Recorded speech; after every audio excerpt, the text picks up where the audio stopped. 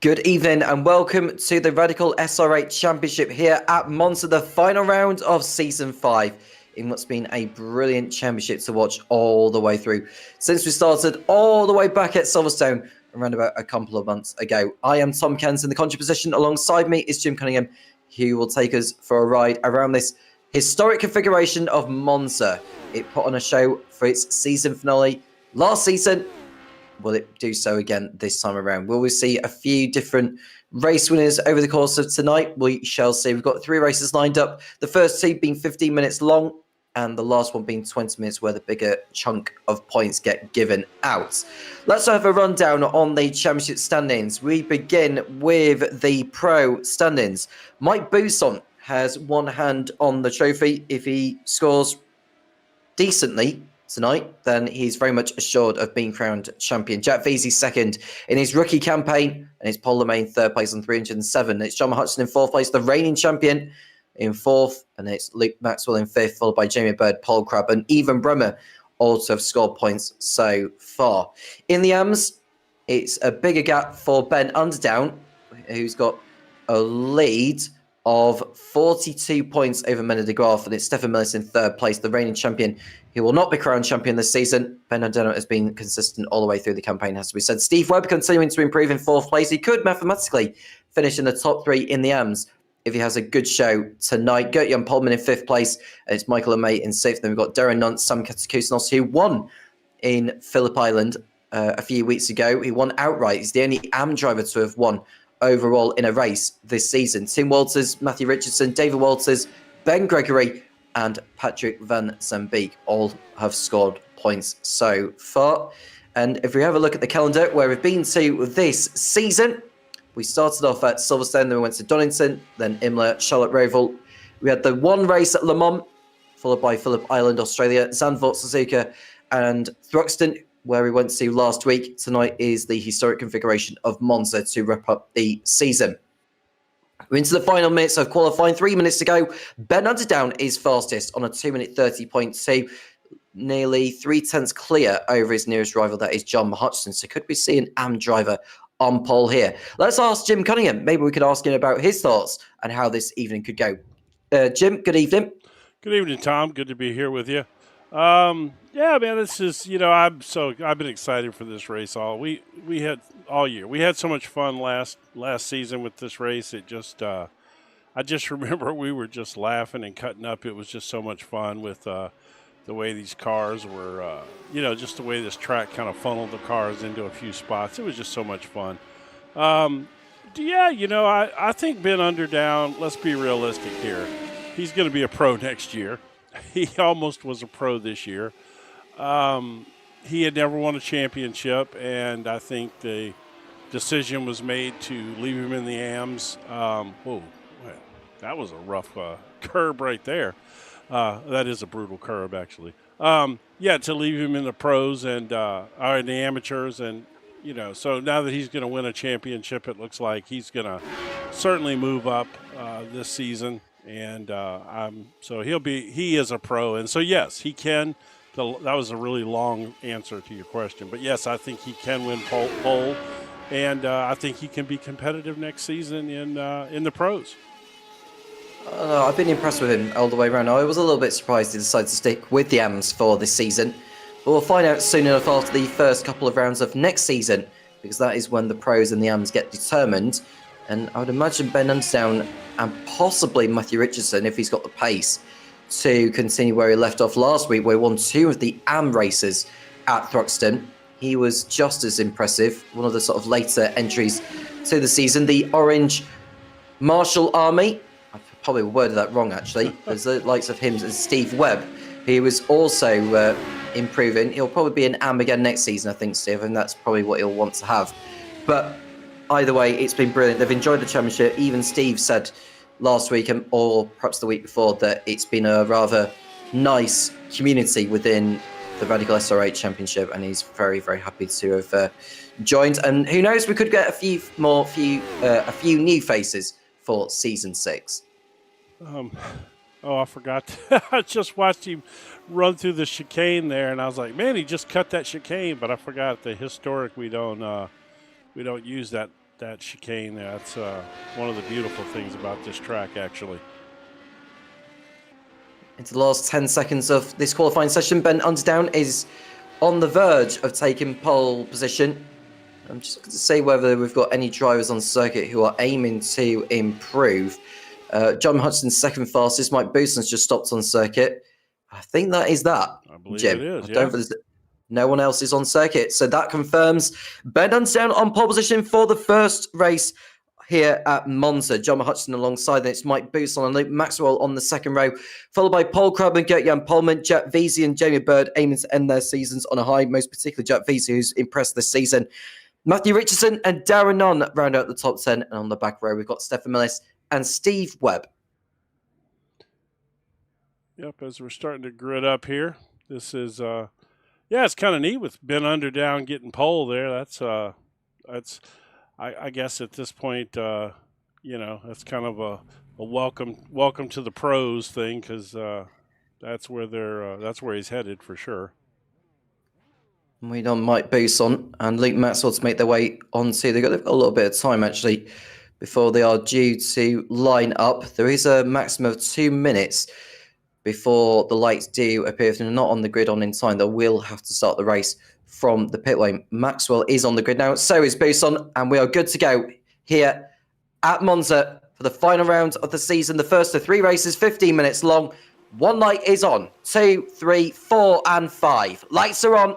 Lights off, it's go at Monza. Good getaway from John Hudson, jumping across Ben Underdown. We got to a terrible, terrible start, but that could all be irrelevant by the time they go through these bankings here, these long bankings where the drag race very much begins. It's Hudson who takes the early lead ahead of Luke Maxwell, his Radline teammate. That's Ben Underdown and Mike Boson in 3rd and 4th places as the field filters through the first banking of this historic Monza course. Yeah, this is anybody who hasn't seen this place before, it is just so neat. This old track, I can't remember exactly when it was built, but in the early 1900s. I don't think they've actually raced on this old oval part since maybe the 50s or 60s or something like that. It's a really cool place, man. It's great that it lives on in iRacing, and we still get to enjoy it. Hudson out the second banking in the lead, but he's got Maxwell on his tail down the modern pit straight. And there we see Paul Crubb line up a move on Ben Underdown before they come to the Rettifilio. They do not go through the chicane here, they just go straight past. And it's a long drag race through the Rettifilio, where they also don't go through the chicane, of which Jim rightly mentioned earlier. And it's all the way to Lesmo 1 where the break-in starts to begin.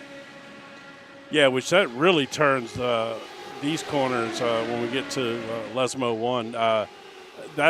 It really makes that a much heavier braking zone. Normally it's not so severe there, but you're carrying all that momentum from that long run, and as you work through it, it's easy to run off the track there. This was going through Lesmo 1 and 2 there. John Hudson running wide on the exit of lowest mode 2, which allows Maxwell to take the lead for the time being before they get to Ascari. Mike Boson also heading through. No dramas involving the red line drivers. Maxwell leads. Boson second. It's Hudson, who's only won a few races this season. I don't think he's won since Imola, where he won twice at. He's not finished on the top step of the podium since. And he'll want to end his season on the high, securing the knowledge that he will not be crowned champion this season. Out of the Parabolica for the first time in this race. They are laps that are over 2.5 minutes long, so we should expect a 6-lap race here. Just ignore the pit lane sign there. That's just the part of the algorithm within the track itself. Polman's passed Hudson, albeit briefly, and they're heading towards the first part of the banking on the second lap here, and it looks like Boson's going to head over past Maxwell. And, well, in terms of the rest, well, that's for them to work out how they're going to play this one, because it's a game of chess here, Jim. Yeah, this is, it definitely is. This is some crazy drafting. As you can see, pretty much the entire pack almost is staying right together up there. And I think the ones that aren't are probably choosing to back off just a little bit just to see what happens. But, yeah, 15 minutes is going to go by really fast here with these longer lap times. You know, I guess we're only going to get maybe what, like 5 laps or something. I did say 6. Yeah, 6. Yeah. On the new pit straight, or the newer pit straight for these drivers, Hudson is in the lead. It was Mike Boost on the first part of the banking, but that just tells you how quickly it can all change. Down the long pit straight through, Retzofilio again for Linus Dirt. Well, I say Linus Dirt, it's almost like a long queue of cars before heading through the Curva Grande. And it's the De La Rocha chicane that they'll be heading through next. Hudson's still in the lead, but this is where the track starts to break a little, and someone's going to have to yield at some point because the Lesmo is coming up now, and Hudson. Oh, that's a car in the barrier. That was a huge shunt there, Jim. I didn't see who that was. I think it might have been Steve Webb. It was indeed Steve Webb, yes. Let's get him through here and get him on this back straightaway, and we'll go back and see exactly what happened to Webb there. Hudson still there, ahead of Underdown in second place. And this is so he's side by side with Mellis here, it looks like. Yeah, this is Stefan Mellis to his left. I don't know what Steve Webb was doing. Oh, dearie me. That's a big whack. That is a big shot. Holy cow. I hope he's all right. Man, yeah, that's I mean, that's the kind of hit that can hurt you with just through your force feedback wheel. And I'm sure that was, I think he had Mellis to his left there. It's not like Mellis could disappear at that moment. No, I don't. He just turned it. I don't know what he was doing there. Did he just not have spatial awareness that Mellis was there, or did he like?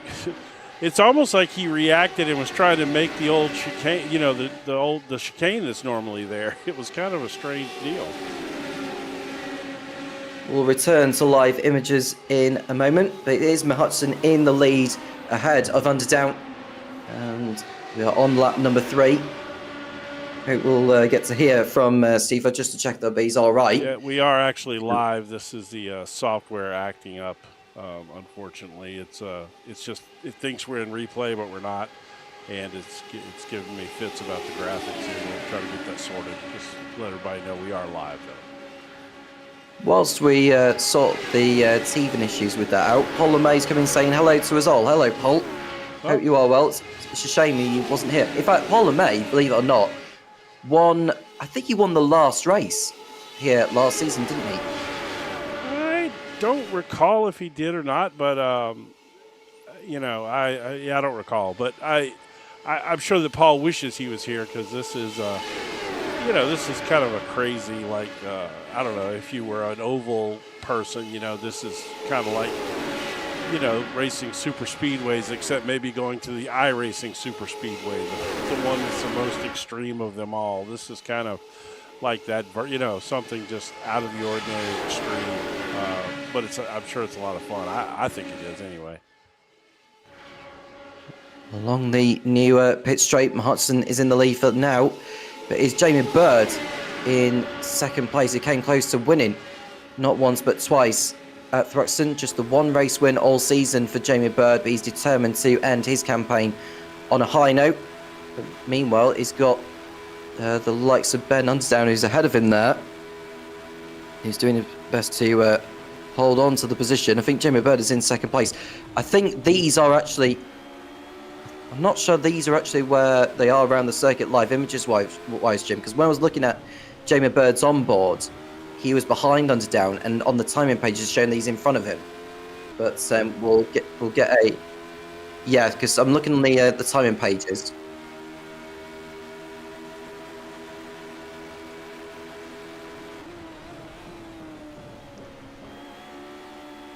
Meanwhile, Jamie Bird just showing that he's got by the AM of Ben Underdown for position.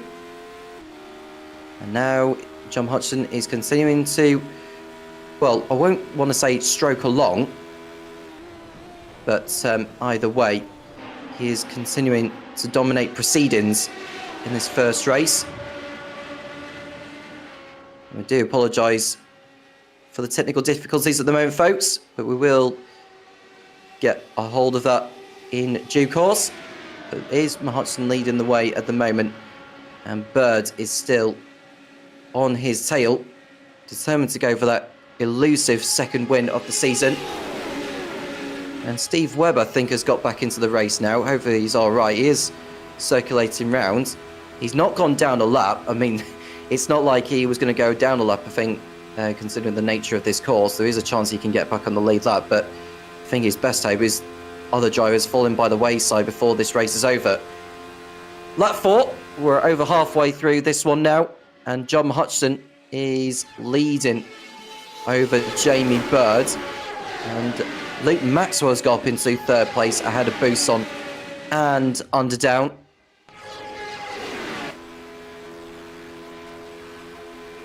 Now on the newer pit straight they come, and Maxwell and Bird feel that Hutchison is there for the taking here, but they are just taking their time. They don't need to rush this actually, because they've got more chances than they do on most circuits really to get the move done. It's not how you start, it's how you finish. The old cliche goes around here. But Bird and Hutchison still going at it here at the Curva Grande. And it's Bird who takes the lead, but for how long? Because Hutchison's still there on the inside, and it looks like he's going to have to accept defeat at Lesmo 1. Bird doesn't have he doesn't have the best of exits. Does Bird coming out of Lesmo 2, puts a wheel in the gravel, and Hutchison's going to sail on by, and Bird has left himself exposed here to Luke Maxwell and Mike Buson, who are giving chase here. And further back, we're just seeing Matthew Richardson thinking about a move on Ben Underdown now. They're in a race of their own in the AMS, those two. So we just had an incident here. Let's see real quick. We can sort this out. This was Darren Nunn.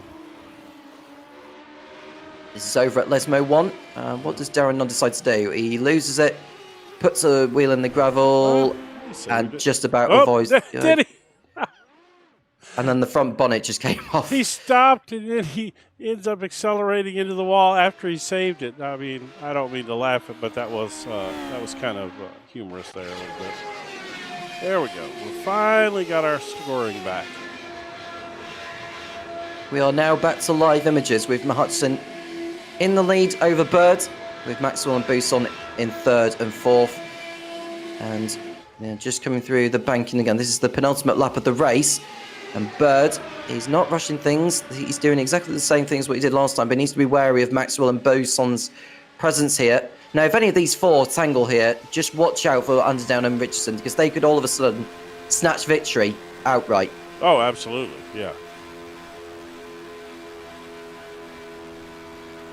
Bird not going for it yet. Maxwell and Buson look to be swapping places. Buson gets past Maxwell before the De La Rocha.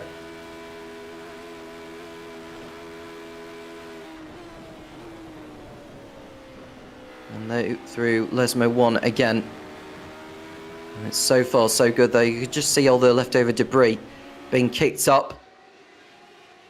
No such dramas from any of the drivers. There you can see all the top 8 in your picture, with Gert-Jan Polman and Stefan Millis fighting amongst themselves. Darren Nunn's at the back with that damage. And Steve Webb, well, he'll just want to finish the race here. But Jamie Bird is heading through on John Hutchison at Ascari. Bird gets past Hutchison. Yeah, oh no, he's going to lose it. Yeah, into the wall goes Jamie Bird, drops it. Oh man, Jamie. A repeat of Thruxton last week for Jamie Bird. It looks like someone's gone round as well, unless that was just a drift from Gert-Jan Polman who gone through. No, it's Stefan Millis. He's off as well. Yeah, I think that was a bit of a sympathy crash there. You can see Mellis, he lost his nose, and as you see, that was that's. Let's go back and look at that. It was Jamie just clearly, he just overcooked it in there a little bit, and you could see it right here. It just started to step out on him. That's so hard to save. I don't know. He might have even got a touch of a tap there after the fact, after he started spinning. But either way, it was just, Yeah, it's so unfortunate because Jamie is, his little nose won't stop bouncing, huh? Well, the front suspension's broken there, so that'll be a fast repair. But look at Matthew Richardson here, Jim. He's right in the mix here. Yeah, he is. And and you could just see John Hutchison hold off Luke Maxwell and Buson. It's almost like he's bump drafting Richardson towards the second banking. And it's game on for the victory here. And Ben Underdown is currently sitting in a spot that would give him reverse grid pole for race 2. The top 5 finishes in race 1 are reversed for race 2. But I think on this circuit, I don't think it will make that much of a difference, quite frankly. No, it's all shuffling around. This is this is really it's a whole lot like super speedway racing for the oval guys, because with the chicanes taken out, for the most part, this whole track is almost just wide open drafting, which is great. It's a different. I love it. It's great. Maxwell's going for it on the Hudson through De La Rocha. Will they keep it clean through here? Maxwell to the outside, which will be for Lesmo, which is not the ideal line for that. And Richardson, well, he feels there was a win. Oh, you just see Hudson nearly dropping it. He did. He very nearly dropped it, did John Hudson, and that is allowing Maxwell into the lead at last. But will he remain there by the race end? I think with that cushion he's got now, he should be able to hold on here. But it'll be a drag race to the line coming out of Parabolica. Yeah, well, we've still got these long runs coming up here. There's still plenty of opportunity to draft past here. That's a poor line from Hudson. That was really not very good from him. Somebody's around in the back. That will be, is that Paul Crabb that's gone round? I believe it is, yeah. I think it is. Crabb, yeah, it's Paul Crabb that's spun.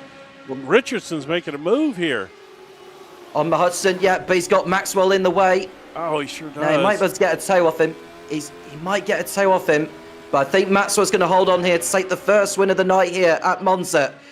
Luke Maxwell comes out the victor here. The finish line is closer compared to previous, but it is Luke Maxwell who takes the win ahead of John Hudson. Matthew Richardson claims his 3rd AM win in a row, finishing just in front of Ben Underdown. And a podium. With Jack Feasy in 5th place. Yeah.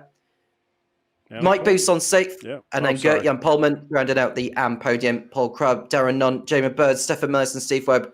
We'll wait to see over the line. And there's Paul Crubb with the damage he sustained. Oh, here, let's look at the replay of his crash before we lose this replay here. Oh, no, and that's the aftermath. No, that was the aftermath of the crash. Yeah, here we go. Let's see. This is. Yep. Oh, that was the second crash. Yeah. Here's the original one. Oh, he got way out there in the sand trap. Yeah. It just carried too much speed. Oh, that's what jacked the back end up on it like that. Yeah. Well, that was fun. I mean, I tell you what, I really do love the racing here, and I guess it's for the same reason that people like that super speedway racing. It just you just never know what's going to happen. These guys are slowly working their way around the track. There they go. All right. That is Steve Webb heading over the line. He's closing up on Mellis, actually. I think Mellis looks like he's had a gas or something. Yeah, I don't know what's gone on there with Stefan Mellis. He may be tore up still, I don't know. He might have had some form of suspension issue. Although his front end's back on now. Let's quickly run down the result for race 1 here at Monza. It was victory for Luke Maxwell, and it's John Hutchin in 2nd place, followed by Matthew Richardson. And then it was Ben Underdown in 4th place. In 5th, and reverse group pole will be Jack Veazey, and it will be Mike Booth on 6th, Gert-Jan Polman 7th, Darren on 8th, Jamie Bird 9th, and Paul Crabb in 10th place. Steve Webb and Stefan Millis with the rest of those to finish. And now for race 2, where the grid we've got is Jack Veazey on reverse grid pole, Ben Underdown 2nd, with Matthew Richardson and John Hudson alongside them. We've got Luke Maxwell, Mike Booth on Gert-Jan Polman, Darren Nunn in 7th and 8th, Jamie Bird 9th, Paul Crabb 10th, Steve Webb 11th, and Stefan Millis in 12th. The grid are lined up now, and we are good to go for race 2. And we've got 1 light coming on now. 2, 3, 4, and 5. Lights are on.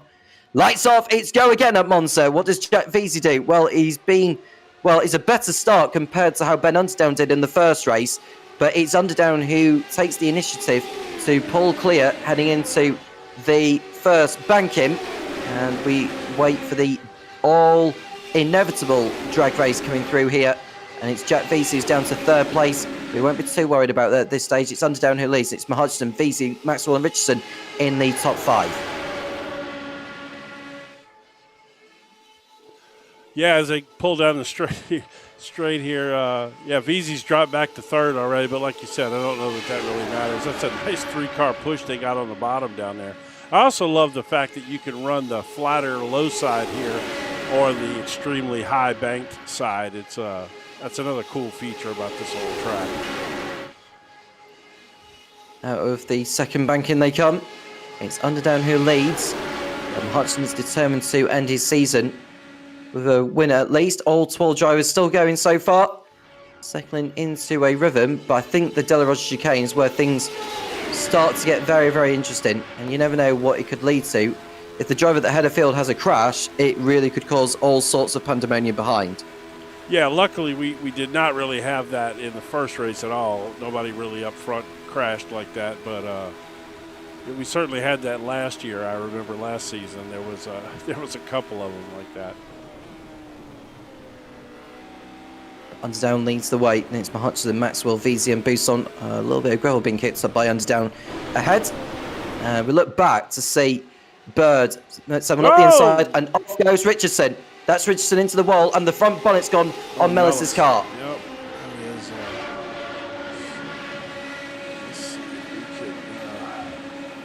Software being a little slow right now.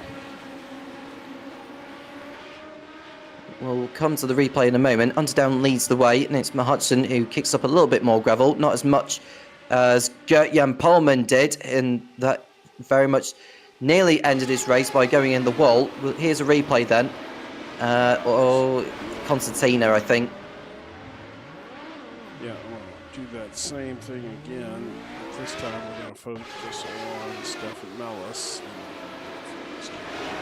It's that tree. It's the tree that's... Yeah, it's killing me on that. I got to get off that chopper view with this track. Maybe go over and get a chainsaw or something and can chop that tree out of the way so we get a better camera angle. Fix it right up, huh? All right, yeah. One more time from a better camera angle, and why did we decide to do that? The software is being extremely funny today. Here we go. So this is over at Lesmo 2. Do the same thing with this camera angle. Oh, he hit him. He and Webb got together, I guess it was. There's no love lost. There's no love lost between those two on the circuit. Remember back in Zandvoort where they collided twice? Yeah, that's right, huh? I think they also collided again in Thruxton, so that is most certainly not their first incident. Either way, Hutchinson continuing to, well, he's not like he's pulling away. He's got the whole field behind him, with Maxwell and VZ next, and with Bird and Underdown, who's the highest of the AMs at the moment. Buson and Crab are keeping themselves in there. What does Hutchinson decide to do here? Does he hold off Maxwell and VZ? For now, it is 15 minutes again, this one, but this time it's the top 10. They get reversed for race 3, which will make things even more interesting. Coming into the last race of Season 5 in the Radical SR8 Championship as the field filters their way through De La Rocha, through the runoff area, and then through Lesmo 1. There are the top 6 in your picture. We're looking at Luke Maxwell, who's keeping in touch with Hutchinson. Just seen all the leftover gravel which Matthew Richardson left behind there, which they'll be kicking through. Yeah, there was a lot there. That hasn't deterred Luke Maxwell by any means. I absolutely love McCutcheon's back wing there. Chill, it's a long race. Do you think he's just done that for this one? No. It's been on there for a while, maybe even a couple of seasons. Which it was quite ironic because these are not long races; they're extremely short. As opposed to long races, we do 3 short races for the excitement, you know. But he has that on there, so it's just kind of funny. Matthew Richardson's closing up on Darren Nunn to get himself back in the picture. I think that's the good news for him. It's not like the whole field's a long way apart from each other. There is Matthew Richardson. 3 AM victories in a row. That is very much under threat, but he has got enough time to get back into the action. Now that'd be something if he managed to pull a AM victory in this race after that episode and how far he is back now. Well, even if he doesn't, there is a chance of going for a reverse grid pole if he can get by Darren Nunn and Stefan Mellis. That's true. In the remaining laps of this. I love this shot right here where you see the under part of the track and then the oval up high over the top of it. That is so cool. This place is really neat. If for anybody who's never went out and played around on the historic version of it, even if it's not a race. Just go get a car and go out there and drive it. It's a really, really cool track.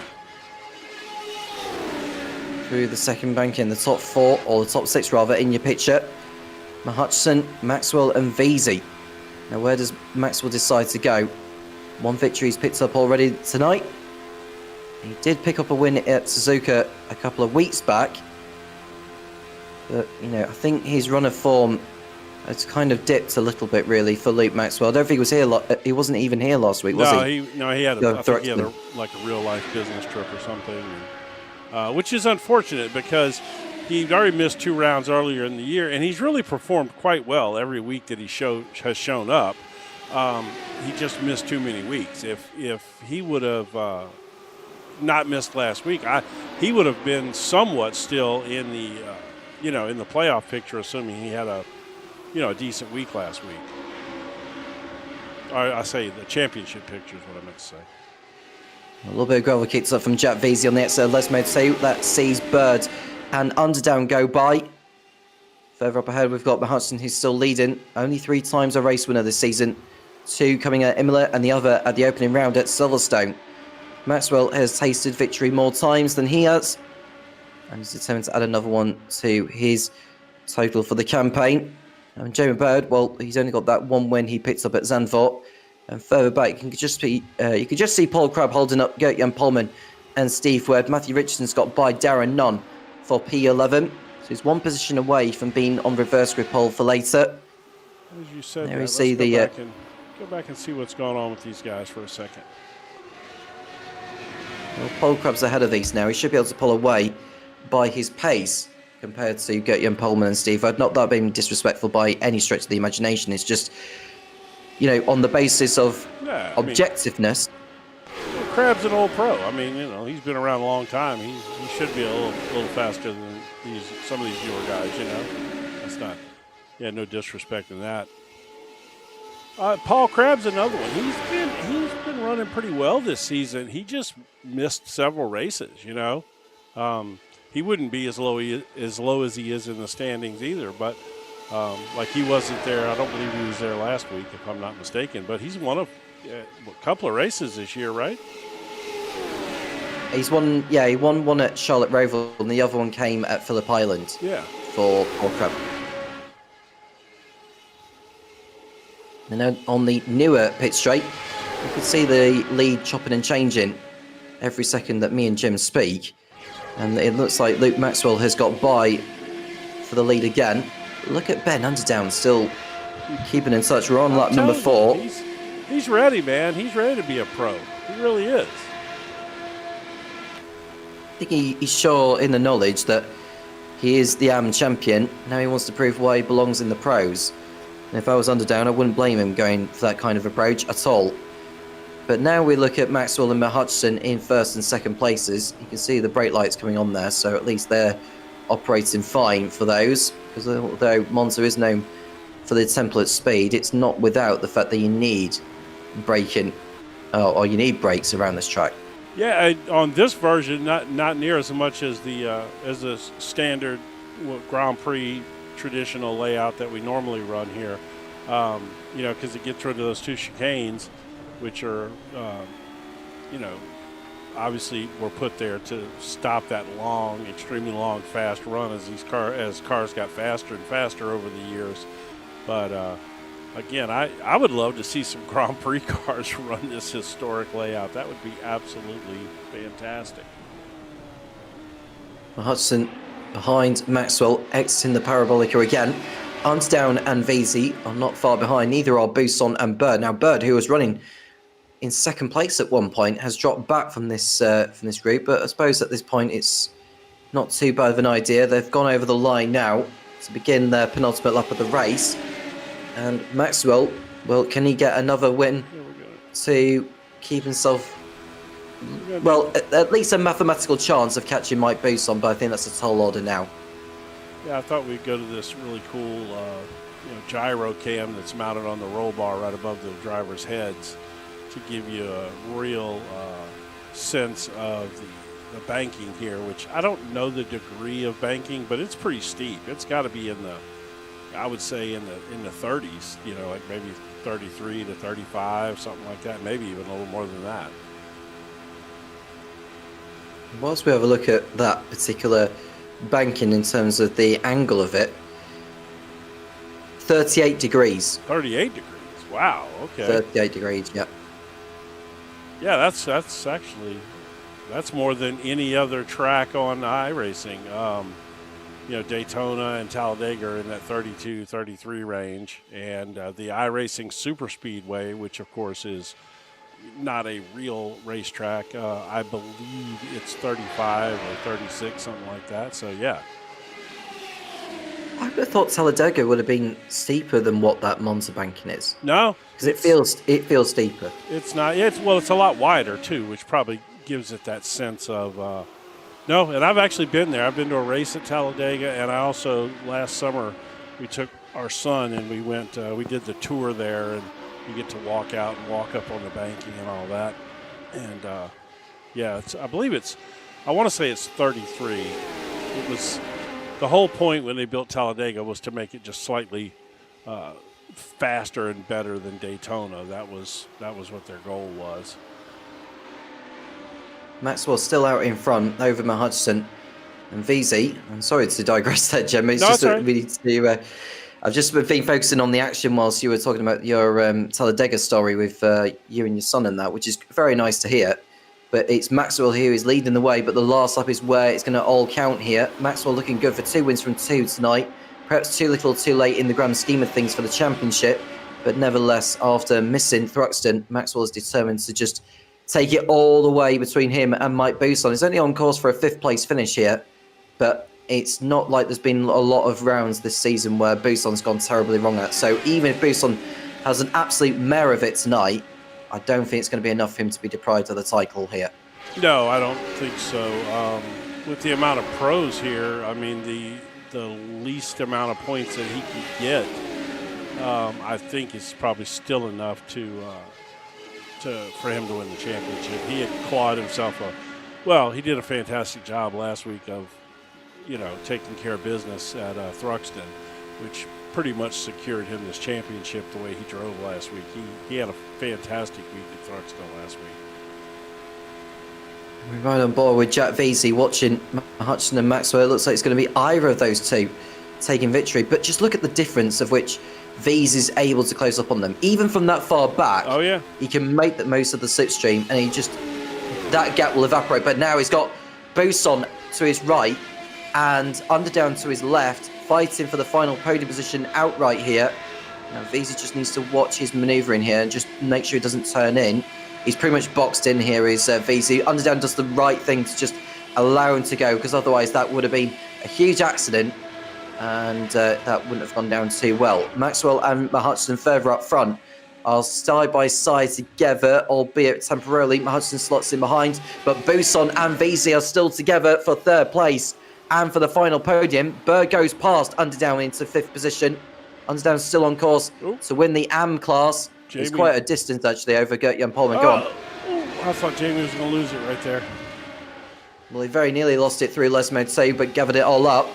Maxwell's got a cushion over Hutchison as Buson gets past VZ. Yeah, that's just exactly what Luke needed right there, was a little battle back there.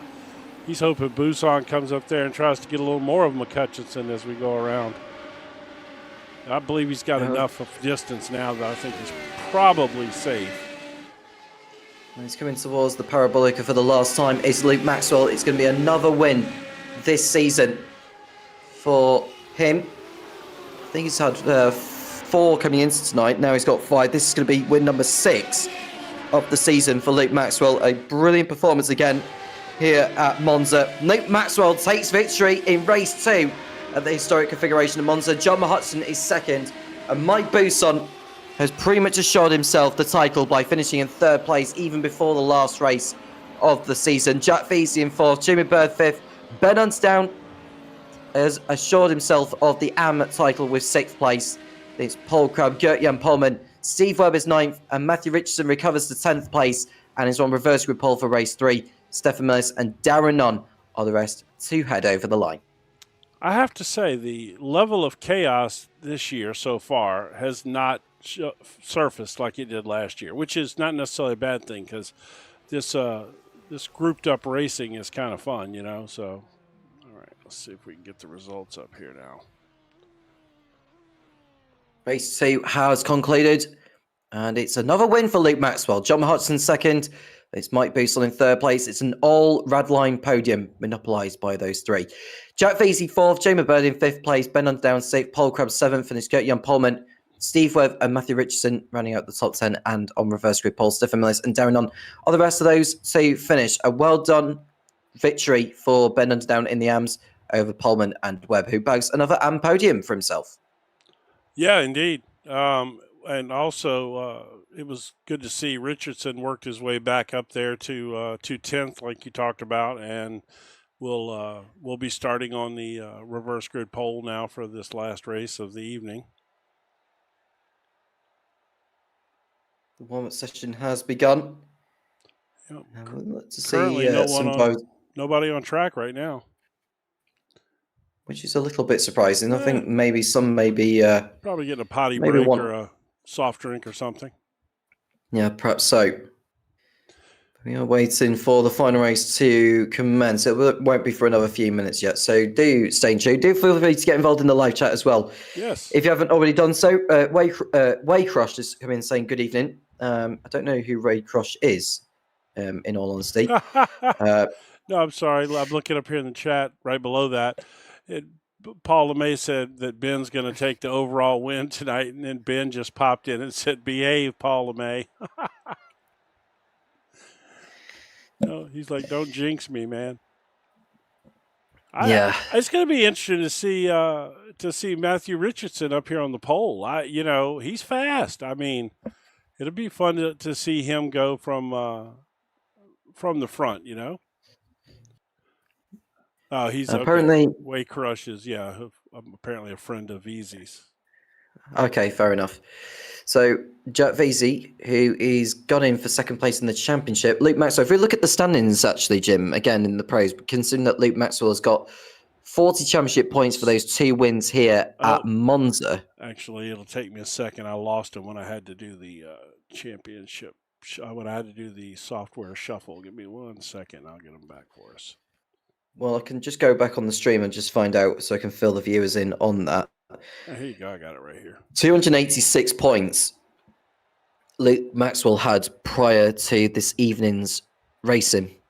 5th in the standings. I think with the way his evening's going so far, I would say he'll be in front of Matt Hutchison and LeMay, but I think he's going to fall short of Veazey. I think Veazey's second place will be more or less assured, providing he could just get to the end of race 3. That's probably pretty accurate. You're good at counting all that stuff up anyway, so I definitely I trust your math there. By the way, Alan McNeil has popped in the chat and give us a little wave hello. Good to have you out there with us. Well, thank you for taking the time to speak to us, Alan. Hope you are well. Yep. And of course, if you are interested in the Radical SR8 Championship, I don't know when next season is due to begin, but if you do wish to get involved, then feel free.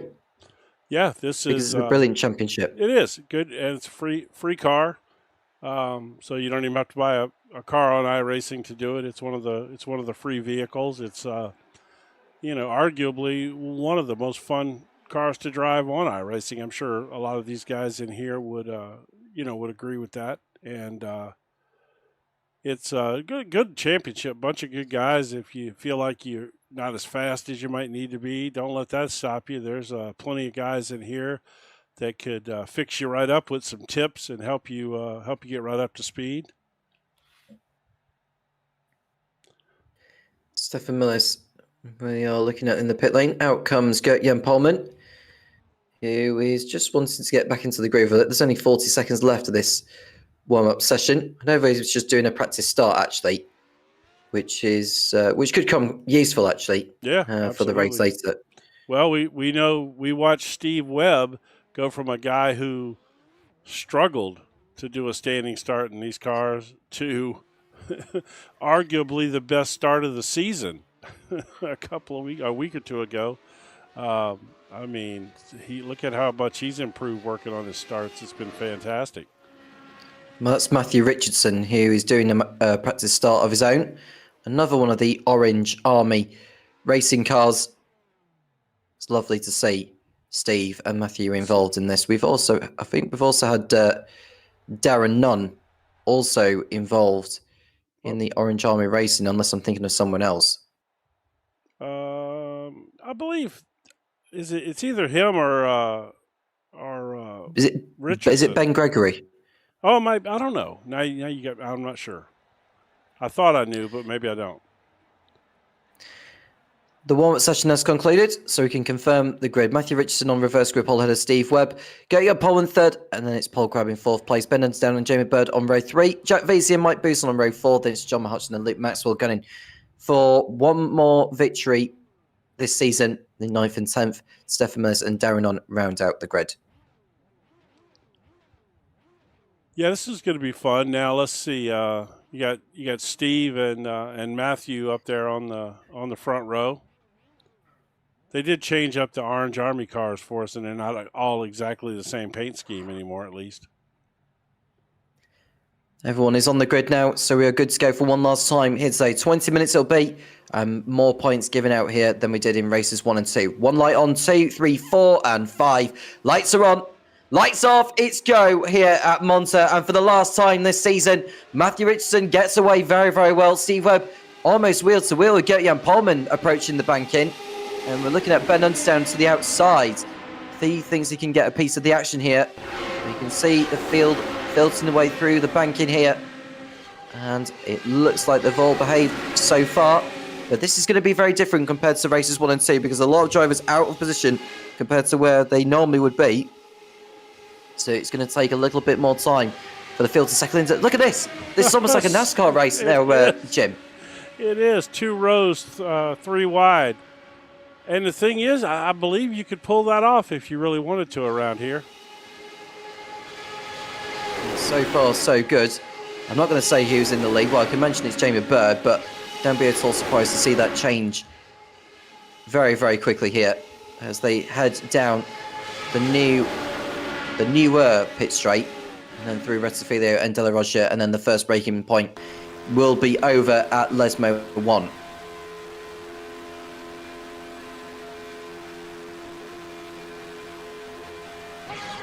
That is Paul Crabb on the tail of Jamie Bird coming through the Curva Grande. And just watch for Matthew Richardson, who recovered to 10th place and getting that all-important reverse grid pole. Can he become only the second AM driver to win a Radical SR8 Championship race overall? Through Lesmo 1 they come. And so far so good for Jamie Bird, keeping hold of the lead after starting 6th place. And there is the field filtering through. Darren Nunn is the only driver not actively within that drag race there, but he's got all the time he needs to get back into it, as the field will just keep swapping places right here and then, especially when they go through the bankings. Is it just my imagination, or do we gain a bunch of cloud cover or something? All of a sudden, it seems like it got significantly darker. Yeah, it did feel like that, didn't it? But I think the clouds will start fading away. We'll get our timing pages up in due course, but Jamie Bird continuing to lead the race, and it's Paul Crabb in second, Matthew Richardson in third, Gert-Jan Polman fourth, and it's Jack Vasey and Mike Boosson, Luke Maxwell, Ben Dunsdown, John Hutchinson, Steve Webb, Stefan Mills and Darren Nunn are your 12 drivers. Polman passes Richardson on the pit straight, and now he should be able to pull away here. But having said that, if you're on that outside through the banking here, that usually gives you the high ground for the exit here. So watch how Richardson nails this here, although he's not ahead of Polman that time around, but he won't mind tucking into that slipstream. No, I think this is, at this point, you're just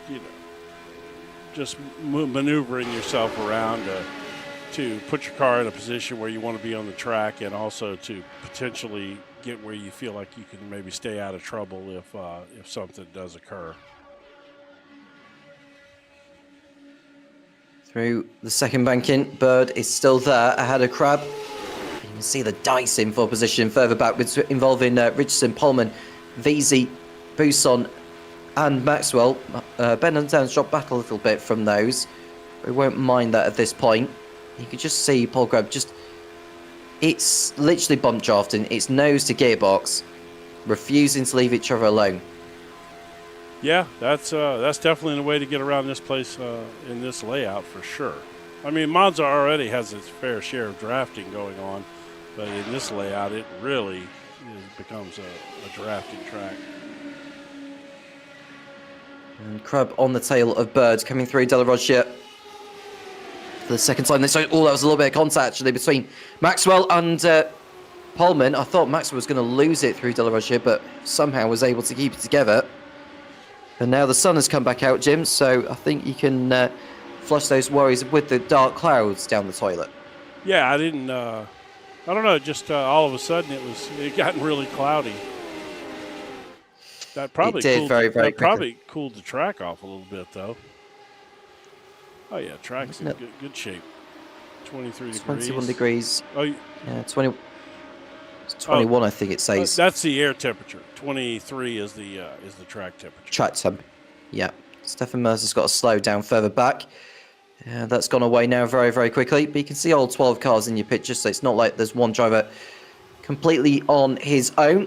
Maxwell sends one up the inside of Gert-Jan Pullman at the Parabolica, otherwise known as the Curva Alboreto, named after the 5-time Formula 1 Grand Prix race winner Michele Alboreto, who also finished runner-up in the Formula 1 World Championship in 1985. 40 years ago it'll be this year. Don't remind me. I was just fixing to say there's a name I haven't heard in years, and yes, I was around to hear that name. That was actually, I was so into Formula 1 and sports car racing back then in 85.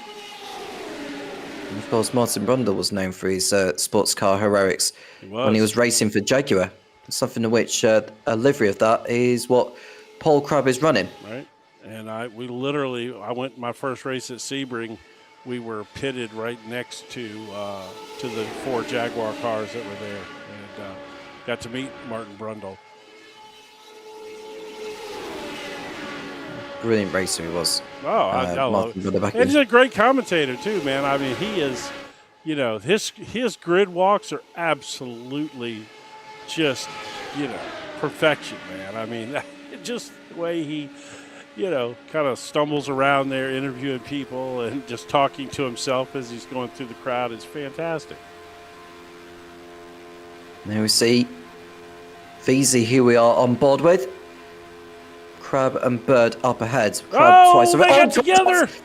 They did. That was definitely contact. Bird goes onto the grass, has to lift off the throttle. They saved it. I don't know how he managed to save that. I do not know how they managed to save it. Oh my gosh.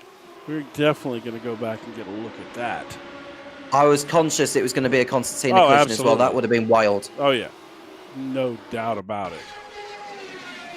Oh, daggum trees. Yeah, it just came too close. Was Crab. Let's see. Oh, yeah, he just got into the back of him a little bit. That was some really good driving right there. Holy cow. I would have so dumped that. Oh, my goodness, no! That is Buson and Maxwell colliding. Yeah. Oh, my word. All right, we got back just in time to see it, but let's see what led up to it. Oh, gosh. Every camera is from the air here. It's not even the same camera. I'll tell you what, Jim, just book your flight over to Monza, bring your chainsaw with you, or buy a chainsaw over there and get those trees. Actually, what the problem is, oh, man, wait a minute. All right, here, we got the angle now. Let's see what happened here. So that was Buson launching over the sausage curbs. Yeah. Wow, okay.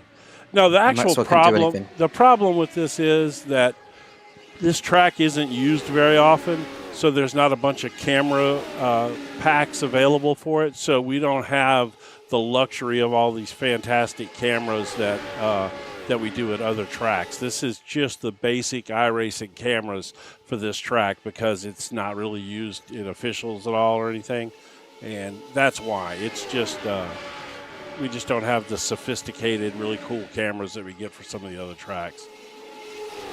All of the dramas allowed Matthew Richardson to go up into second place. he Paul Crabb, has. despite that collision with Bird, is now in third. Bird is running in fifth place, a distance away now actually from Gert-Jan Polman, but we're right on board with Matthew Richardson, who is determined to go for his first win overall in the Radical SR8 Championship. Jack Veazey, who has won 3 times, I think, this season, according to my memory, if it serves correctly. He won last week at Thruxton. He won the last race of that particular evening. But through goes Richardson into the lead.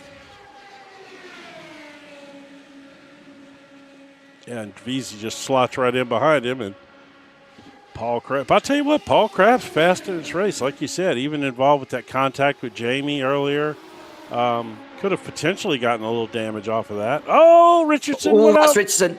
Yeah, he had a twitch. Yep, he twitched it a little bit there. And through goes Veazey into the lead again. And I think that error at Lesmo 2 is going to be easy picking for Paul Crabb. And now it's an am fight with Gert-Jan Polman, who makes the most of the loss in momentum from Matthew Richardson, going through into third place. Yeah, he went from the lead to fourth place in about a quarter of a lap. Imagine if Gert-Jan Polman actually won overall. Well, Ben Underdown was the prediction from Paul LeMay, so we'll have to see how that works out. With the Parabolica again for these, we've reached the 10-minute mark in this. I would say going via that logic, it'll probably end up being an 8-lap race. And there is Stefan Millis on the other side. No, that's a really cool shot. And no, Stefan Millis is not in the race lead. He's down at the back because he pitted in momentarily and had a fast repair done. But here are your leaders. Paul Crabb attacking Jack Veazey on the exit of the banking. You won't want to get too close, just like what happened involving him and Jamie Bird. But Matthew Richardson is making the most of Gert-Jan Polman here, who's also got that toe from Crabb in front. So it's Veazey who's punching that hole in the air and dragging the whole field with him. I'm trying to read what's on the back of Gert-Jan Polman's car there. It says, well, not that part. That's obviously a dealer total concept. But then it says race hard, lease harder. I wonder if he's involved in the automobile business or the banking business or something. Interesting. Down the long newer straight without the rectifier chicane being used. Top 4. They're all. I don't want to say. Is line astir the right thing to say? I think it probably is. You know. I believe so. Yeah. Veazey, Crabb, Polman, and Richardson. I just don't want to pull out too soon here. We obviously had one accident there tonight at the Delaroches. It was Steve Webb who ended up in the barrier when he came together with Stefan Millis. Oh, Paul Crabb, big drift. That was Veazey running wide. That was Paul Crabb taking evasive action. Through goes Polman here. He may be able to get both Veazey and Crabb. And into the lead overall goes Gert-Jan Polman. Oh, you called it. Well, sort of. Well, it's not done yet. Oh, that's contact. Veazey and Crabb, they touched through Ascari. They definitely touched through Ascari, and that could have put not only them, but Matthew Richardson and Jamie Bird out of it. Yeah, that was close. The thing is, when you're running this close to the guys, man, that you have to run around here, that's why any incident becomes huge drama, because there's just no time to react. Completed the 5th lap now. We're on lap number 6. And Polman is looking very good here, although that lead is going to evaporate quickly, because by the time they come out of that second banking, that lead of Polman's going to go out. There's no question about that. As you can see, Crabb is rapidly closing the gap here. Oh, the draft is insane, huh? Look how fast he pulled up on him. It's incredible to see, and yeah. I don't know whether Crabb is running less downforce than Polman, but it feels to me like... No, these are 6 setups. They're all the same. It's almost like Pullman was standing still, the way Crab just sailed on by. I know, that's how much draft these things have. It's nuts. Bird and VZ fighting amongst themselves as well. Pullman doing his best to get back into it. I think Pullman's best chances is just picking them off. As soon as one driver goes wide, that's when he should make his move. But now he's having to allow Matthew Richardson to sail on by for 4th place. Oh, Richardson shot out there, man. Yeah. I think he was hoping to hook up with Pullman and, try to take off on that other line. They're really starting. They're really starting to. Oh, that's a big curve right there. They're really starting to race like NASCAR almost. Where they jump out in front of somebody because they know they'll get the push, and Bird and VZ side by side through list mode 2. Will they get through safely? Oh. No, because Crab's off. Crab went off the circuit. Bird had to take evasive action. Bird's into the lead, but now Matthew Richardson's got that run.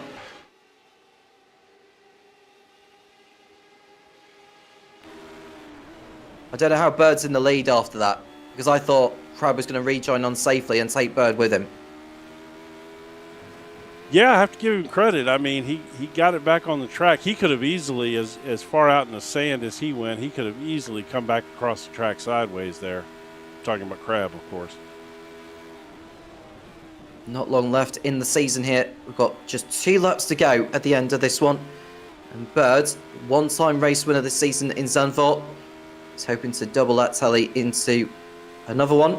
Or are we going to see an AM driver win for only the 2nd time this season? Sam Katakousinos won at Phillip Island. Will it be Matthew Richardson here at Monza? We'll wait and see. You can see the bump drafting commencing at that first banking gym. Ben Underdown didn't win a race? No? No, he didn't. No, it was some it was just some. I hope he comes back too. He was fun to watch. That's another AM driver that's capable of being a pro. Down the back straight was the 2nd banking. Richardson's there, but VZ is also right behind, as is Pullman, as is Crab. And then you have to go another 1.5 seconds back to the battle involving John Mahutson and Ben Underdown, and maybe Steve Webb is determined to get another AM podium out of what's been a respectable season for him. The Bird's got through on VZ for the lead here.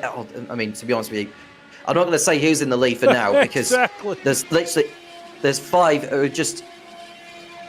I don't know whether either of them want to be at the head of the queue at this point. And there's one that's go after this one, but I don't want to fall too far away. Paul Crab will feel like he's got the best seat in the house here. Just allow these. Oh, that was contact.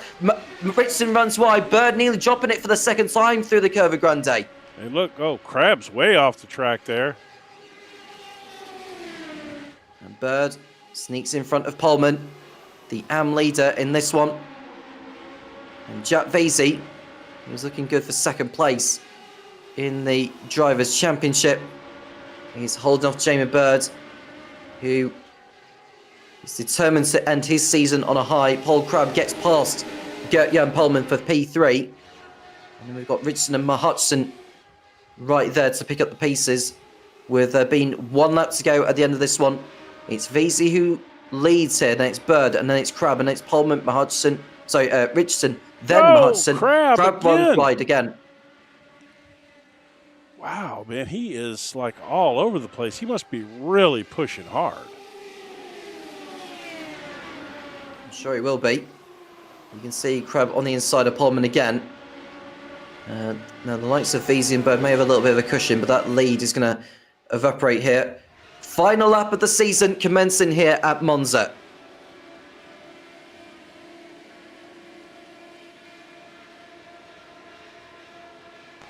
Who's taking it, Jim? Who do you reckon?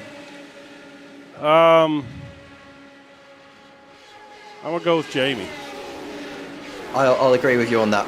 I think Bird has got all the finesse in him around this circuit. He just needs to not put it in the barrier. Yeah, but the only concern I would have is this group with Paul Crab. Are they going to catch him? Or easily. Because they're coming. And we saw what happened earlier. It's just like a freight train running by you. You can't stop it. This is incredible. The fact that these have been fighting for as long has have allowed John Hudson and Ben Underdown to get involved in this. Yeah. No, I believe it's going to be Jamie from here. I really do. We'll see. We've got around about half a lap to go. Oh. Here at Monza. That's Pullman and Crab. If I'm Jamie, please, guys. If I'm Jamie, I don't want to be out front right now. I want to be in second. I don't know that I would have even pulled out right there. Well, Pullman's in second place behind Veazey. I don't know how Veazey will be feeling. I tell you what, if here comes Bird up the inside. Oh, what? Yeah, Pullman needs to know that he's there. Pullman allows Bird to go by. And Richardson, does he take advantage of the open door? He does. Pullman goes off the circuit. And he takes out John Hutchison. Yeah. Oh, my goodness. That is a shame. Yeah. Right. But now Veazey has got Bird in front. Bird overtakes Veazey, but the two make contact. Richardson goes off. Veazey and Bird come together. And now Paul Crab has a chance to go for the victory. Veazey's got that black flag, so I'd imagine he's going to drop down the order. And now look at Paul Crab on the grass as he goes past Matthew Richardson and Jamie Bird to the parabolica for the last time. Bird on the inside of Richardson and Paul Crab. It's not over yet because there's a drag race to the line. Bird didn't get the best of exits, neither did Matthew Richardson. Jamie Bird is going to hold on to take the final race win of the night ahead of Paul Crab and Matthew Richardson. Ben Underdown in fourth place. John Hudson, despite that damage, is in fifth. Steve Webb completes his season with an AM podium with Gert-Jan Pullman in seventh place. Veazey gets over the line, but I think his penalty is going to drop him down the order. Yeah. Mike Bousson, Darren Nunn, Luke Maxwell, and a long way back is Stefan Mellis. Let's have a look at that incident on the last lap, Jim. Yeah, we should. Let's do that. Wow. I'm still speechless. Veazey on the inside. Is it the fact that Bird turns an element? I think Bird just turns an element. Well, no, I think Veazey caught the curb. Here, let's see if we can get a different. Like I said, the camera angles do not give me a lot of options here.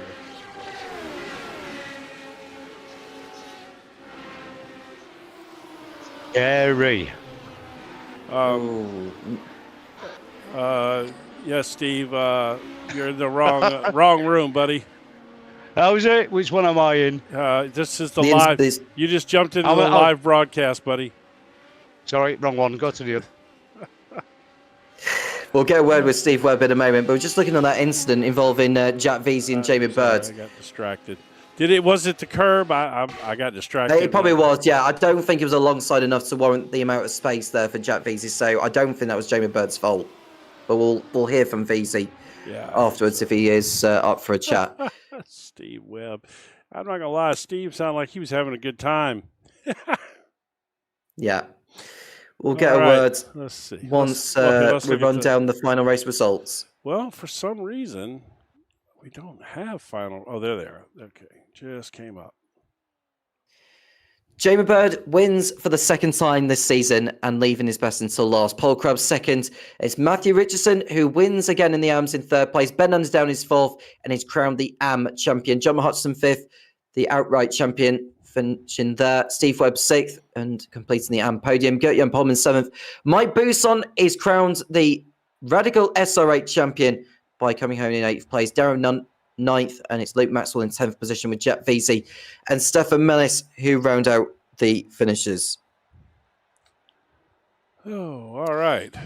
So let's see, who do we have in our interview room over here? Well, it's quite jam-packed, so we'll go from back to front. That's probably the most appropriate way of doing it.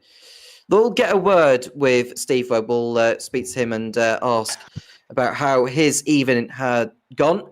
Steve, good evening. How are you? I've just come in to let you know that I've been released from hospital and I'm fine. Just slightly concussion. Yeah, I was going to ask, were you all right after that first race? Because it was a big whack against the barrier at Della Rosa. Well, I thought I've given him all the space that I could give him.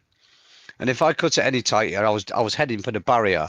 And next thing I'd known, Stefan, to give him his credit, he did come back on and apologised. He tapped me rear end and sent me off, which is fair enough. He's held his hands up, said sorry, no problem. But once you lose the toe around there, though, you're just on a hiding to nothing. But I want to do it again tomorrow. It's good fun. It is good fun. Oh, it is. But once you lose that draft, you're dead. You are absolutely dead. But credit to everybody. It's just been such good fun, and I absolutely love this. I really do. Well, hey, while we have you in here, why don't you quickly talk about the Marshals program real quick and give a little shout out where people can find out about marshalling and since we have you here. Yeah, if anybody wants to join, become a marshal, there is a website in the UK called marshals.org. Go on there, register. What they do, they then send you a date to do what they call a taster day. And it's exactly what it says on the tin. You turn up to your local circuit, to take you around the race control, med centres, and then you're out on post with experienced marshals for the afternoon. And then if you like it, you sign up to it. And you can be playing with me with F1s in Vegas in November. Well, not this year, but in a couple of years. Possibly see you all in Vegas if you want to become a marshal. Wouldn't that be good fun, huh? Oh, it would. Are you in Houston, Jim? I am, yes. Okay. So we might have to have a tie up next year because I'm coming back out to Austin for the Austin Grand Prix. Yeah. For the Formula One or for the WEC race? No, for the F1. Okay. Yeah. Let's try to coordinate that. That'd be a lot of fun. Yeah. So, but yeah, guys, honestly, mate, I've never enjoyed my racing so much since I've joined this league. It's been fantastic. What happened in the last race, I couldn't tell you because I was just clinging on for grim death. And at the start, me and Matthew, because he was first, I was second, and we set off, and all of a sudden we're like 5 wide through the banking. I'm going, Matthew, don't like this, don't like it, and then we continued 4 or 5 wide, and I thought, nah, just bail out with it a little bit because I just didn't want to take other people out. Have you ever done any oval track racing and iRacing? Very little. Very little. You need to go get you a stock car of some kind and go race Daytona or Talladega, or even that Draft Masters, which is a non-official thing when they do they do all the super speedways, and it's very, very similar to that, but it's just constant. There's no curves or banking. Yeah, but I mean, this was scary enough. I don't know about doing anything else. It's going to take me probably till the end of next season to get over this one. Well, this is why we love this so much. Right? Just exactly what you're experiencing right now. There's no other races on the schedule like this one. It's just so different and so much fun. But hey, the advice that I've been given is just be aware of cars around you, and that's what I was trying to do. But it's still scary when you're in the draft and you're bump drafting, and then all of a sudden you think, oh yeah, there's a car got a brake. And what I found is tonight, I don't know if it's the same for other drivers, but when you're so close and then you're trying to brake for a corner, you've got no front end grip. It just wants to wash out. That's right. Because you're so close, and it's like 3 or 4 times I nearly binned it because of that exact same reason. Yeah. But guys, thank you so much. Really, really appreciated it. And to all the other drivers in the league, just a big thanks for letting us be here. All right, buddy. Thanks for coming in and joining us, and thank you for what you do as far as the marshalling and stuff goes as well. So we'll talk to you. We'll talk to you next season. I'm sure you're going to be back. So we'll see you. I'm going to be back. Thank you. Cheers, Tom. Thank you. Thank you very much, Steve. It's been brilliant speaking to you and having you involved this season. Thank you. Bye-bye. Good guy, man. Good guy. A very good guy indeed. I'm a little spoilt for choice, but I'm going to stick with the Ams and put Matthew Richardson in. We'll There you get a go. word with him and see how his end of the season has gone. Matthew, we spoke to your fellow Marshal Steve just now, but in Yes. regards to this evening's action, how do you think it went for you? Overall, I think it went pretty good. I mean, again, the second race wasn't great with me going off on lap 1, but I mean, I enjoyed race 1, race 2, and race 2. I mean, good result, but yeah, it was chaos, but I enjoyed it. So yeah, That last scary lap at times. in the last race, that last lap, Yeah. I thought you were going to get him. I actually thought you were going to get them on that last lap, Yeah, considering all the carnage that was unfortunately, going on. yeah, unfortunately, through a Ascari, I had to, of course, cut to avoid Jack Veazey, and I got a slowdown, so I couldn't get the best run out of the corner. So, and then through Parabolica, of course, I got a massive slide, which ruined my exit. But yeah, P3, I'm still happy with that. So yeah.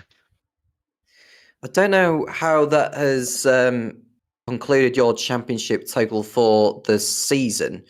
I mean, I know we've got the championship stunts of which we had before the night had started, Jim. But I'm just maybe trying to work out, just give like a rough estimation for myself. I'm probably going to end up being wrong with in terms of the championship position you ended up. But either way, do you feel like you've got the pace to be a pro for next season? Yeah, I was gonna say I had a think about your question last week, and I think, well, I mean, I'm aiming to be in the pros anyway, so why not? I mean, go up there straight away. So I think hopefully I should have the pace, but yeah, I'd like to be up there for next season.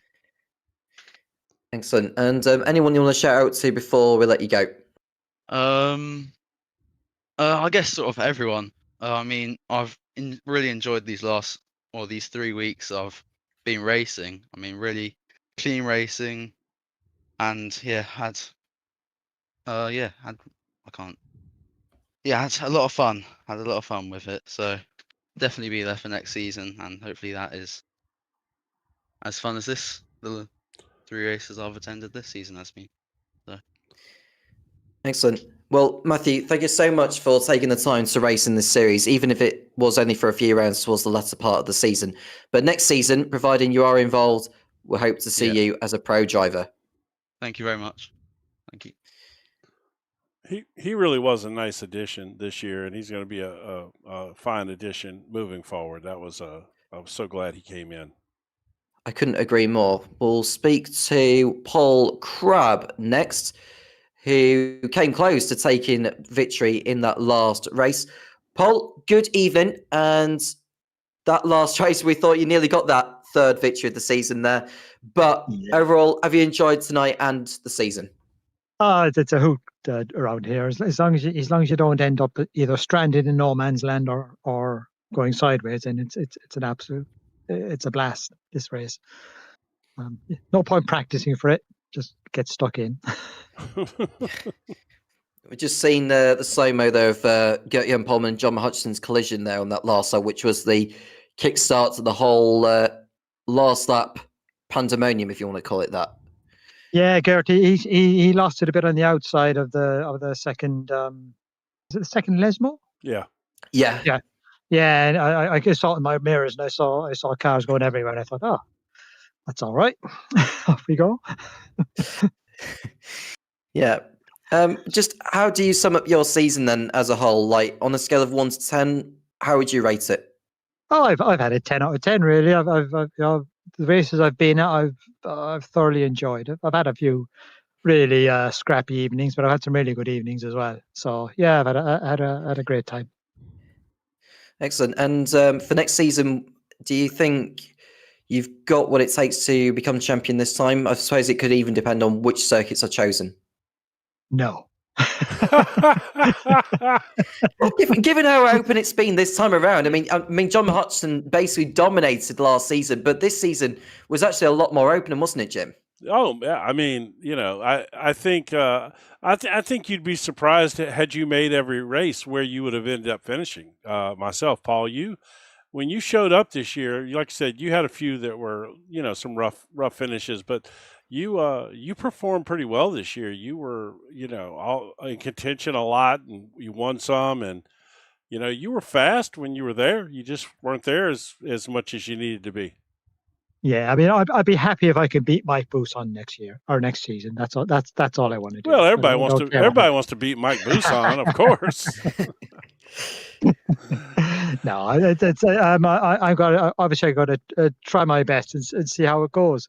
You just never know until the other thing is I'll probably attend more races in the run up to Christmas. So Tell what you need to do is keep John McCutcheon playing Le Mans Ultimate, because that means that's right. He doesn't practice near as much when he's playing Le Mans Ultimate, so we need to keep him over there playing Le Mans Ultimate. Yeah, the problem is there's a few other fast guys turned up as well. So there really is. It used to be when I looked quite good in this league, but not any longer. Oh, I disagree with that. I think that you're being humble there. You're still quite competitive, like I said, when you show up. The weeks that you've been here, we're always talking about you. So, but it's always good. It's always good to get to talk to you, by the way, as well. Yeah, no, it's a fantastic league. So I'll be around when it starts up again. So, and thanks to you guys for doing the commentating. It's been great. Well, we appreciate that. Thank you very much as well. Yeah, it's been a brilliant season over the course of 28 races that we've had. Anyone else you want to shout out before we let you go? Oh, to Mike Buson, obviously, for winning. I mean, it's been a long time coming for him, so well deserved. Yeah. Well, Paul, it's been brilliant having you involved in the Radical SR8 Championship this season. Take a good rest and best of luck next time out. Okay, thanks, gents. That was Paul Crubb, who we spoke to there. We'll get a word with the Race 3 winner, Jamie Bird. Well, it's been a long, hard season for you, Jamie, but you did pick up your second win coming in the last race, saving your best until last. Yeah, thank you, Tom. A little bit lucky here and there. I thought I'd actually lost it myself going around Kurgrane, but Paul, I reckon he gave me a bit of a helping hand. But I attached the piece of rope to the back of his car and dragged myself back in for the end. Yeah, I'm just looking on that last lap, actually, where that battle involving yourself, Matthew Richardson and Paul Crabb. Am I suspicious of the fact that you put all four wheels over that white line on the exit of Ascari there? Well, I didn't come up with a 1X, so I think I got away with it, but only just. Okay, I won't be that grass then. Like I know, it's like one of those in a drama series or in jail where someone basically gets accused of being a grass and they basically get hounded by fellow inmates or whatever. I'm not that kind of guy, but I am. But Hold no, up, I'm backing it up right now. Hold on. Okay. It's time to play this whole show again, isn't it? Does Jamie Bird put all four wheels over the white line? Let's have a look. Let's see right here. This is basically VAR time, isn't it, Jim? It is. I normally would never do this, but what the heck? Oh yeah, did he he put does him put it over? Gee whiz, he was almost in the parking lot. That's all I right. have to put my hand up there. Hey, try if track limits didn't call you out for it, it's legal, right? According to iRacing rules, anyway. Yeah, I thought I had my left two wheels on still within the outside of the curb before I ran over the curb, but probably, Jim, if you look at another angle, I might even have blown it there. So let's move on, shall we? Okay. Out of 10, how do you rate your season? I'd say 6. I think it's the lowest I've finished in the 5-ish seasons of SR8. The guy's just been better than me. Consistency hasn't really improved. He's probably called out a few times this season, both you guys. And they've been faster out there. Jack's come in. MJ has come in at the end of the season. There's really quick guys out there. So it's just more of the high level talent out there. And I can only get word in edgeways every so often. Anyone on the shout to before we let you go? Because I know, obviously, it's been a brilliant campaign with so many competitive drivers. I think some of the AMs as well, actually. I mean, if you look at the likes of Ben Unsdown, who I'm confident will end up being in a pro next season because I think he's got the pace to do it, as well as Matthew Richardson. Does that worry you at all? It should do, shouldn't it? Yeah, I mean Ben has been super fast. He's definitely pro material, and I would happily swap back into AMS and let Ben take the place if there was a relegation system on there. But yeah, shout out to like Gear as well. He's been super quick, and I slam dunked him into a Scottish chicane, so I owe him an apology for that in race 1. Shout out to Steve as well. He's always super enthusiastic and he's getting quicker all the time. And Stefan, he doesn't have a lot of luck, but when he does hold it on the track, he's quick as well. So yeah, everybody from the back to the front, shout out to everybody who's raced this year.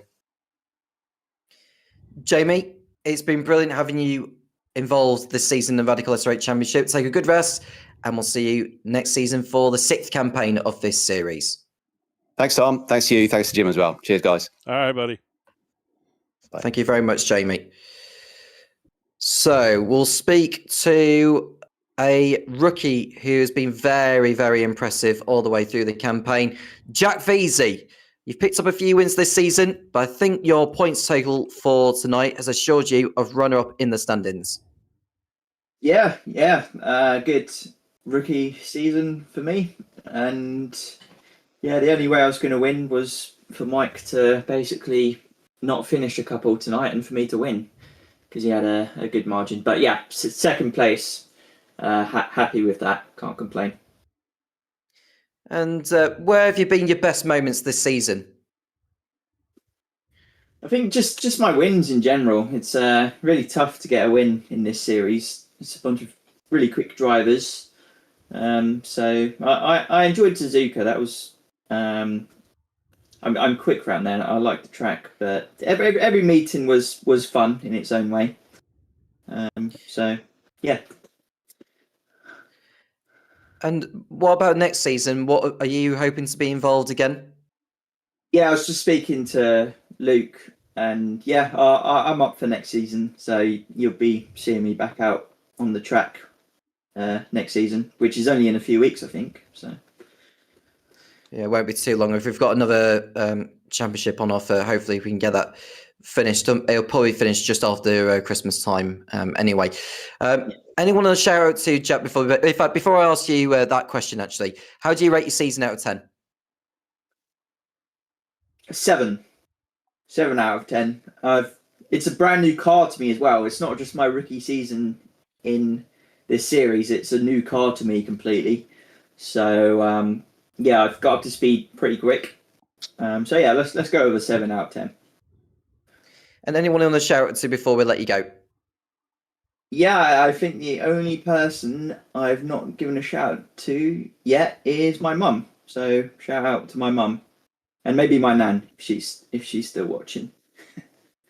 She's probably in bed. You did have a viewer tuning in tonight. Yeah, he's from I live stream the races on Twitch, so he was in my stream and the broadcast at the same time. So yeah, Way Crush. Shout out to him as well. There you go.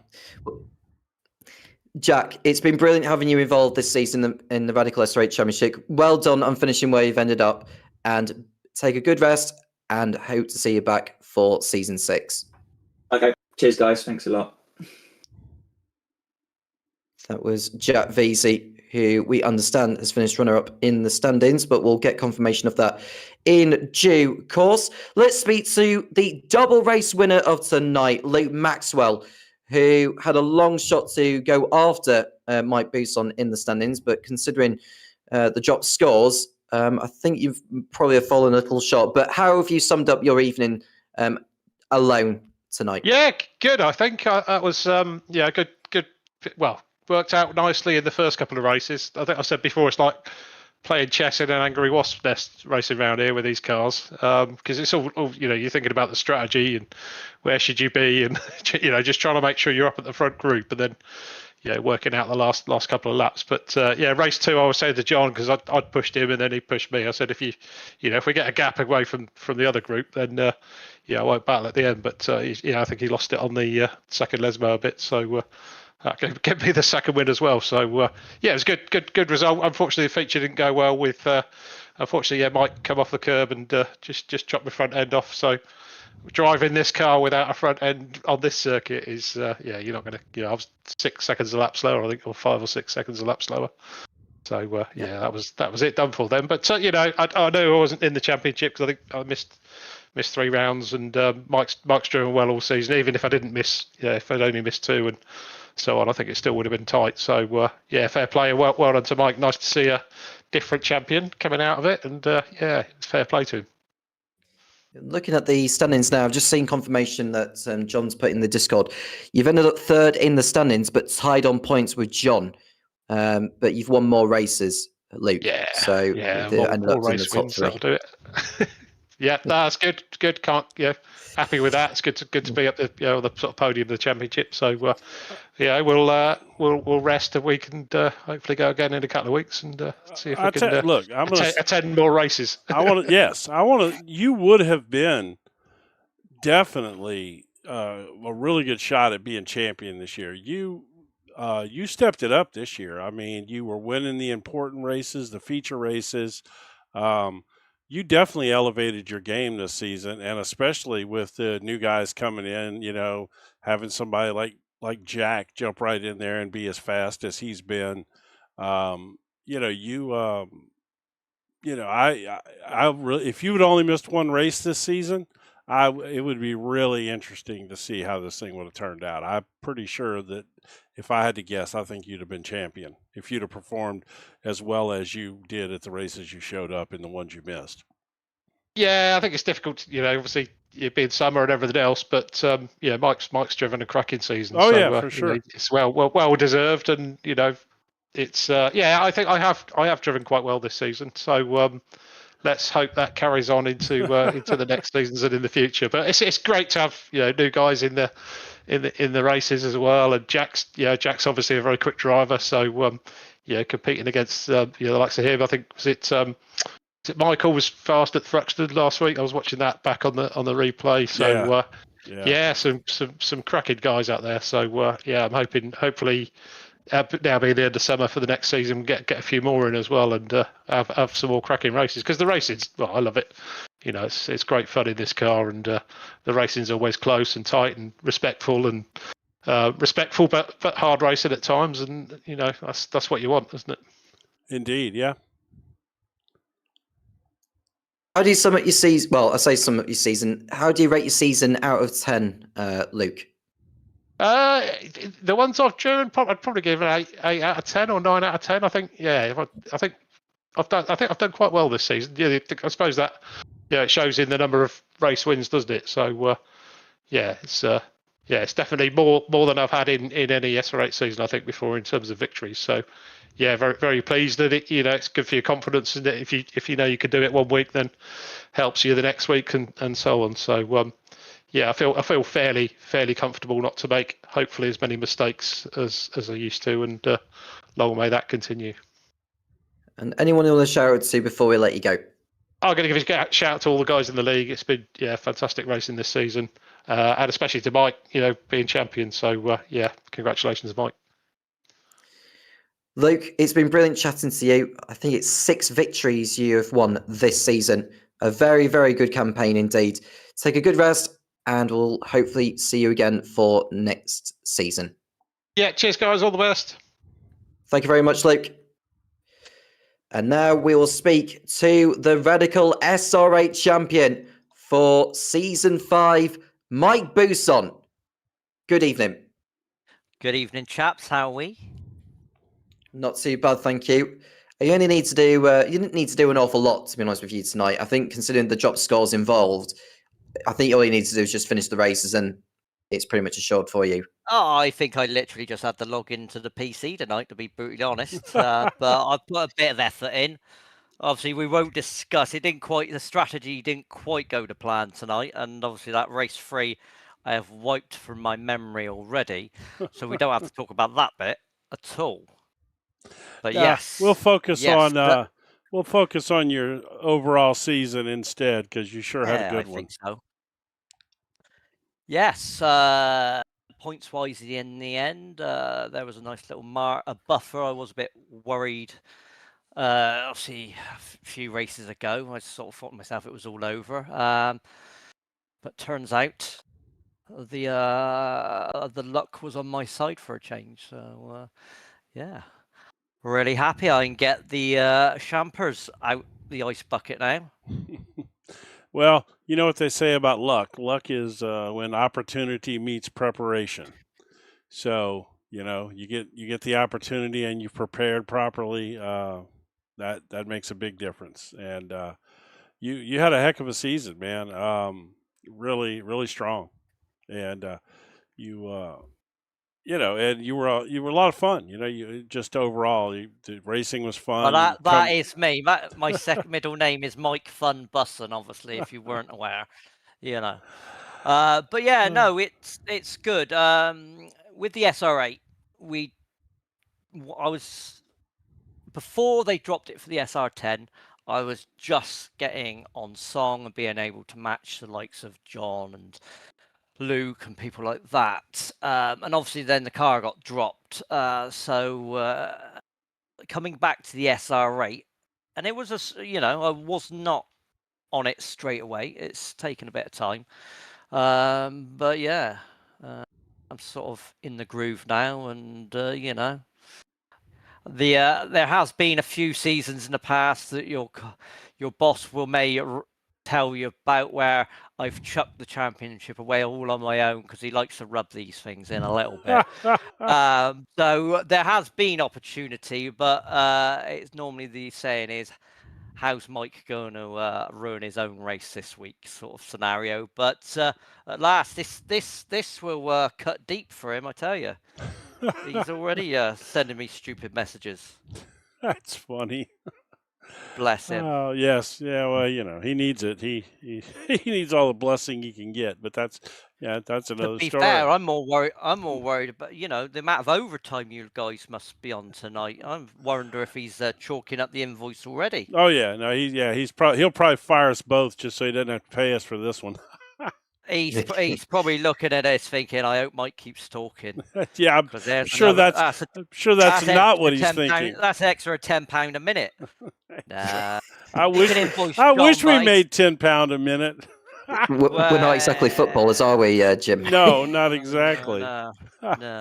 Well, Mike, I know you got those. I know you have some shout outs here on your championship winning night, so feel free. Well, this is hard. I've sort of prepared for myself. Right, so my sponsors, John Deere Tractors, my mum, Donald Trump for his efforts at world peace, Ben Underdown, I will take the credit because I trained him. So Ben Underdown for his AM win, John and JPB Broadcasting for setting up a great league, and all the other winners and everyone that we race with. It's really a really good bunch, and that's why I keep coming back. Mike, congratulations. And I didn't even swear. Yeah, you didn't swear that time. Yes, it's been a brilliant season for you. And also, if we could get a word with Ben, because he's won the AM Championship. He bailed. He briefly popped in to congratulate me, and then he snuck off because it is past his bedtime. He's sort of about 10 o'clock.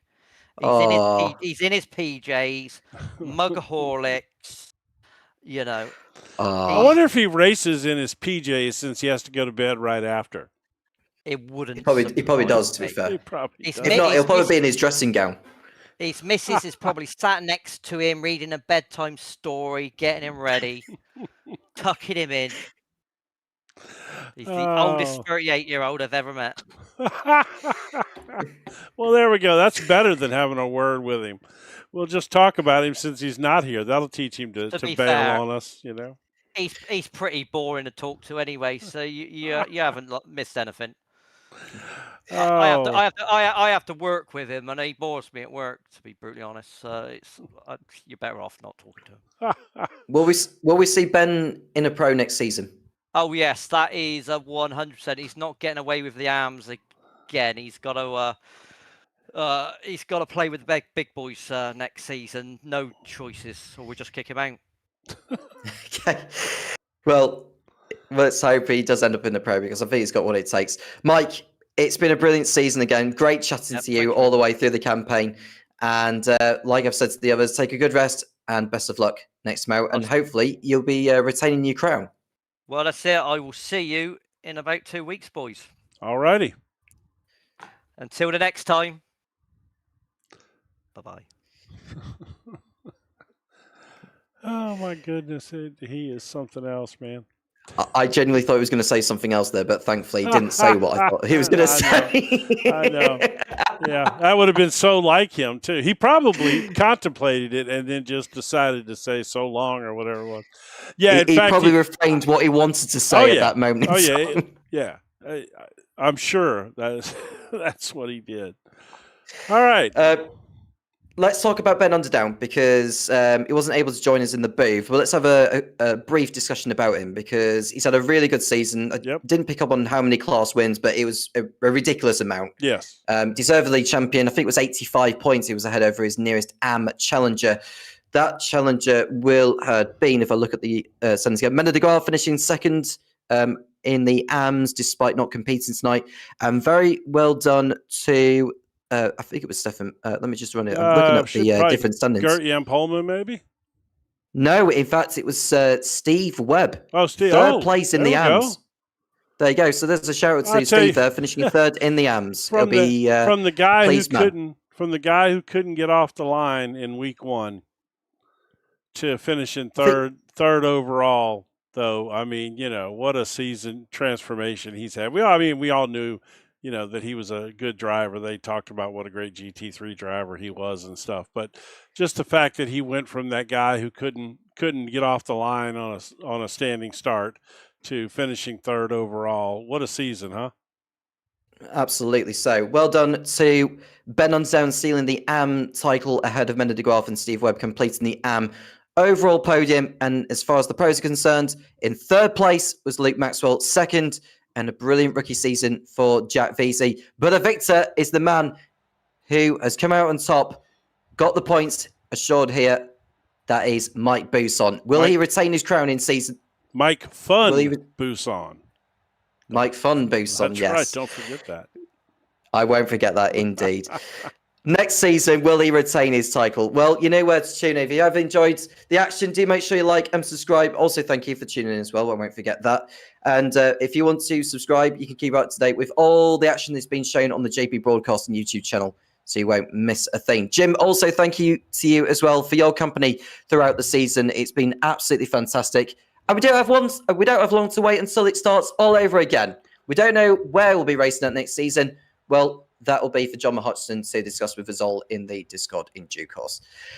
It's time to wrap it up. It's been a fabulous season, and we hope to do it all again after another spellbinding evening's action, and of course, over the course of Season 5. We'll do it all over again not too long from now. I am Tom Cairns with Jim Cunningham, and we'll speak to you again soon when the Radical SR8 Championship returns.